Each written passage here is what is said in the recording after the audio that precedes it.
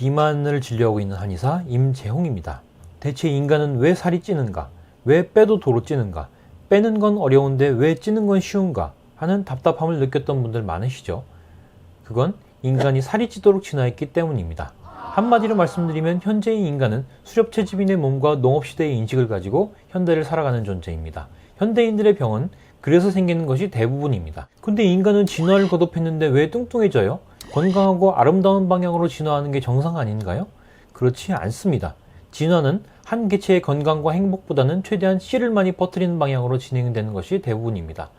매우 잘생겼는데 50살 되면 암에 걸릴 확률이 높은 유전자를 가진 사람과 정말 너무 못생겼는데 100살까지 감기 한 번 안 걸리고 장수하는 유전자를 가진 사람, 누가 더 자손을 남기기 유리할까요?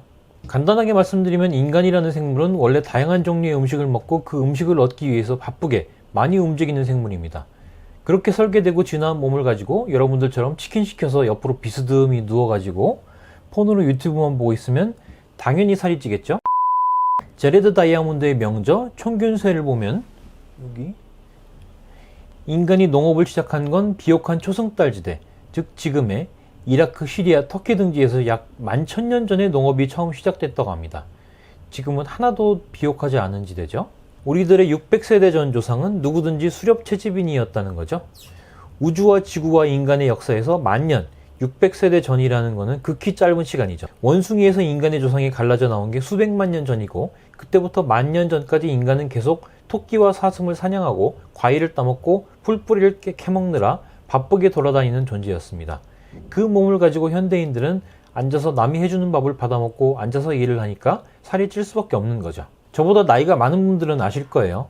옛날에 수박 한 통을 사려면은 칼로 꼭 따보고 샀어요. 워낙 안 익은 백통 수박이 많아서요. 90년대까지는 요새같이 마트에서 수박을 안 사고 길 가다 노점상 아저씨나 트럭에서 수박을 샀는데 삼각형으로 따서 익었는지 안 익었는지 보고 샀습니다. 그래도 속아요. 사과도 요새 사과는 진짜 다 맛있어요.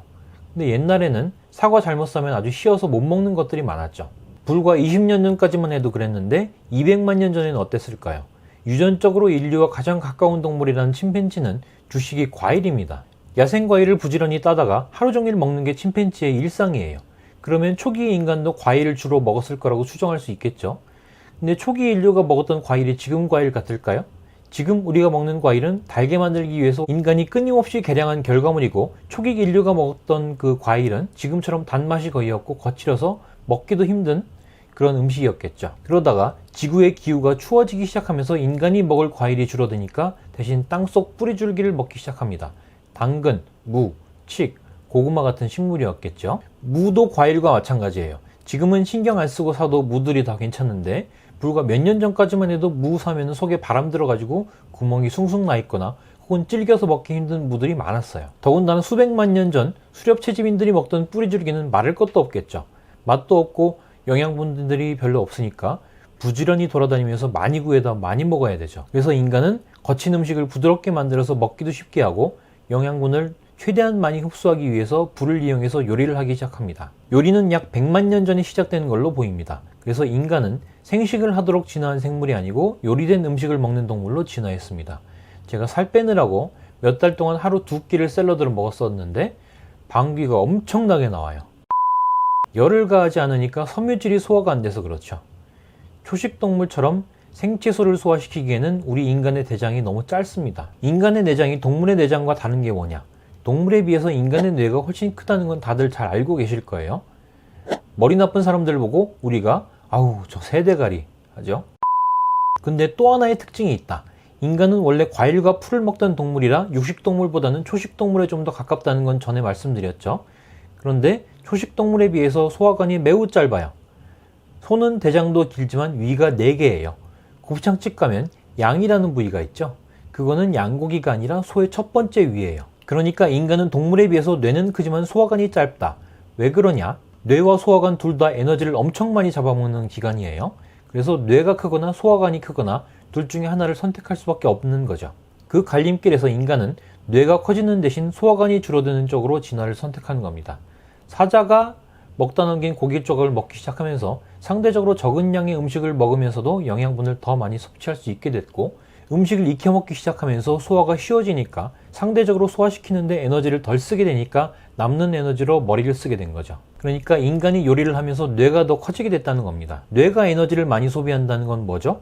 몸보다 머리를 쓰는 생활을 할수록 인간은 동물에 비해서 살이 찔 수밖에 없다는 거죠. 그런데 여러분들은 요리도 안 하고 머리도 안 쓰고 머리는 그냥 키 커 보이려고 달고 다닐 뿐인데 땀 흘려 일하지 않기 때문에 살이 찌는 거죠. 엄마가 되면 살이 찌죠. 아빠도 찌잖아요. 근데 아빠는 엄마보다 살이 늦게 찌죠. 주로 40이 넘어서 술 먹고 고기 먹고 찌는 거지 아빠가 되고서 바로 찌는 게 아니죠. 반면 엄마는 엄마가 되면서부터 살이 찝니다. 여성 비하가 아니고요. 엄마는 자신뿐만 아니라 아기의 영양 공급도 담당해야 되죠. 또 아기를 돌보느라 밥대를 놓칠 확률이 높아요. 그래서 몸의 영양분들을 더 저장하려고 하는 거죠. 그렇기 때문에 엄마는 살이 찌도록 진화해 온 거죠. 얼마 전에 황교익 센세가 혼밥은 사회적 자폐라고 말씀하셔서 논란이 된 적이 있습니다. 하긴 뭐 이분이 이거 외에도 하도 논란을 많이 일으키셔서 인간은 같이 식사를 하면서 소통을 하는 동물인데 혼밥은 이걸 포기하는 행위니까 사회적 자폐다 라는 취지인데 전국의 수많은 혼밥러들이 그럼 내가 자폐란 말이냐 라면서 반발한 적이 있었죠. 근데 진화론적으로 보면 이게 맞는 말입니다. 인간은 끼니를 갖는 유일한 동물이에요. 음식을 차려놓고 정해진 시간에 다 같이 식사를 하는 유일한 동물이라는 거죠. 2살짜리 애기 혹은 80살의 노인이랑 20살 청년 남자의 먹이 습득 능력이 같을 수가 없죠. 그래서 각자 자기가 구해온 대로 먹이를 먹으면 노인과 아이는 굶어 죽고 청년은 살이 찌겠죠. 그래서 인간은 공동생활을 하면서 각자가 구해온 먹이를 한 곳에 모아서 요리를 해서 다 같이 둘러앉아 약속된 시간에 먹게 됩니다. 이것이 바로 끼니의 의미입니다. 그래야 공동체가 유지되는 거죠.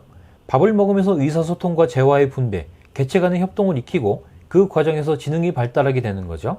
혼밥은 자폐다 라고 하면 기분은 나쁘지만 진화론적으로 봤을 때는 일리가 있는 말이라는 거죠.